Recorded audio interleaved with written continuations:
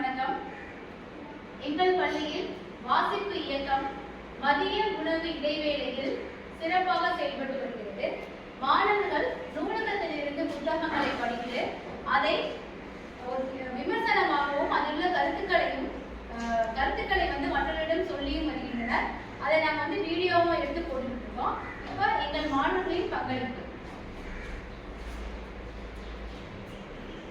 அனைவருக்கும் வணக்கம். நான் படிச்ச புக்கோட பேர் விஞ்ஞான விக்ரமாதித்தன் கதைகள். இந்நூலின் ஆசிரியர் ஆயிஷா ரா நடராஜன். சிங்கப்பெருமாள் கோவில் அப்படின்ற ஊருக்கு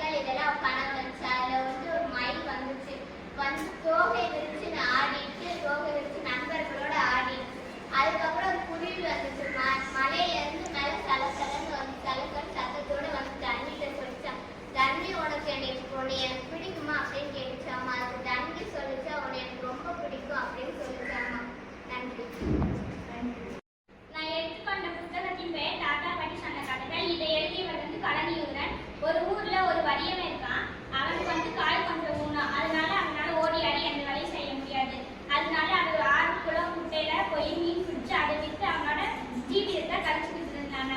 அப்போ ஒரு நாள் ஆத்தங்கரையோரமா அமர்ந்து அவன் மீனுக்கு தூண்டில் போட்டுக்கிட்டு இருக்கும்போது அந்த தூண்டில் ஏதோ ஒண்ணுல போய் மாட்டிக்கிச்சு. அந்த எண்ணெய் மெதுவா இழுத்து பார்க்கறான். அப்ப அதுல இருந்து ஒரு துணி மூட்டை வருது. அந்த துணி மூட்டைய எடுத்துக்கிட்டு யாராச்சும் நம்மளை பாக்குறாங்களான்னு சுத்தி முத்தி பாக்குறான். யாருமே பார்க்காதனால அது ஒரு குரலுக்குள்ள எடுத்துட்டு போய் அந்த பெட்டியை திறந்து பார்க்கறான். அதுக்குள்ள நிறைய தங்க காசுகளா இருக்குது. அந்த தங்க காசை எடுத்துக்கிட்டு அவன் வீட்டுக்கு போறான். வீட்டுக்கு போயிட்டு மறுநாள் நம்ம நாளைக்கு போய் நம்ம மீன் பிடிக்கலாம்னு நினைச்சுக்கிட்டு ஒரு கூண்டை ரெடி பண்றான். அந்த கூண்டுல மூடி போட்டு அந்த மீனெல்லாம் அதுக்குள்ள போட்டு வைக்கிறான். நன்றி. எடுத்துக்கொண்ட புத்தகத்தின் பெயர் விலங்குகள் கதைகள். இந்த கதை எழுதினவங்க சியாமலா தேவி. நான் வந்து மயிலின் கருணையில் கதை படிச்சிருக்கேன். ஒரு காட்டில் ஒரு மயில் வாழ்ந்து கொண்டிருந்தது. அந்த மயில் மிகவும் அழகாக இருந்தது. அதே நேரத்தில் மற்ற பறவைகள் மீது மிகவும் கருணையாக இருந்தது. ஆனால் மற்ற பறவைங்க இந்த மயில்கள்னால எப்பவும் இவனோட தான் அடைவாங்கன்னு அதை தனியாக ஒதுக்கி வச்சுட்டாங்க.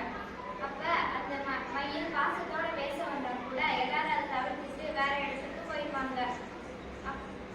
ஒரு நாள் அந்த காட்டுல குளிர்கால ஆரம்பிச்சது. அப்பதான் ஒரு குருவி குளிர் வச்சிருந்தது. அந்த குளிர்ல தன்னோட குட்டியை எங்க கூட்டிட்டு போறதுன்னு ரொம்ப கஷ்டப்பட்டுட்டு இருந்துச்சு. அப்ப அந்த மயில் தன்னோட இறகு அடக்கிச்சு அது குருவி குஞ்சுக்கு போத்தி விட்டுது. நன்றி. நான் வந்து படிச்ச புக்கோட பேர் வந்து வெள்ளை ஒட்டகக்குட்டி. இதை வந்து எழுதியவங்க சோமசுந்தரம், உஸ்மானும் தாத்தாவும். உஸ்மான் வந்து ஒரு சின்ன பையன். அவனுக்கு வந்துட்டு 5 வயசு ஆகுது. அவன் வந்துட்டு ஒரு டவுன்ல வந்து வாழ்றான். அவன் வந்து இதுக்கு மேல டவுனுக்கு வெளியே எங்கேயுமே போனதில்லை. அவங்க தாத்தா பாட்டி வீட்டுக்கு கூட போனதில்லை. தாத்தா பாட்டி ரொம்ப தூரத்துல மலைகள்ல வந்து